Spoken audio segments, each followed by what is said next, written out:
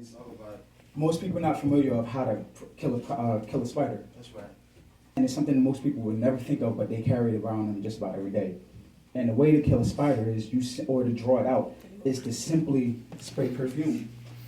Perfume, you notice it's a sweet aroma. Most people wear it because it smells good. It's a good fragrance. And I notice in Scripture where God talks about the sweet aroma of our praise.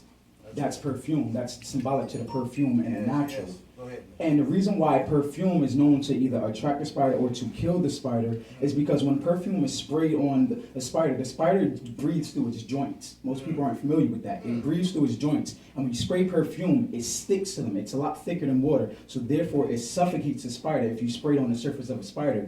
And when that happens, just imagine a person when they panic when they're drowning because they're suffocating, right? They're just moving all around. You can't tell like where they're going. Well, that's exactly how a spider acts. A spider literally drowns whenever you spray perfume on the surface because all its joints is covered. So that's the best way to kill a spider.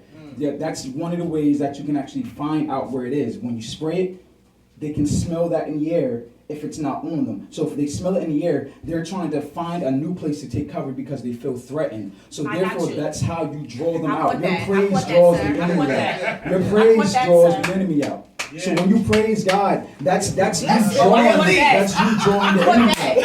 And whenever you draw the enemy out, now you can spot where the enemy is at. But now at this point in time, you're not the prey, you're the predator. Come on. The spider is fearing you because it smells the aroma and the fragrance and the praise of God in the atmosphere. So that's how you draw them out. The other way that you can also find where the spider is if you're the prey. Now, being the prey is like you said, you can just come home, simply sweep down the spider webs, and if you don't find the spider, what's going to happen? It's going to create a new home. That's how they maneuver throughout the atmosphere. That's how they maneuver throughout the field. That's how they maneuver throughout their territory, but it's supposed to be your territory. But by you just simply wiping it down, they just feel that either something big fell on it and they just need to strengthen it. Because when they build a new spider, they build it stronger than the last time. Now, what happens is, when you draw it out, the spider's going to come out when it starts feeling anything tingling. So that's why it'll leave. As soon as you leave out the room, they will come out when the lights is down because they're safest during that time. In the dark. In the dark, You're exactly. talking real good. So what happens is, when a spider is getting ready to create a new one, sometimes if they're outside rather than in your home, this is why you got to be mindful also. I'm kind of jumping around, but this is why you got to be mindful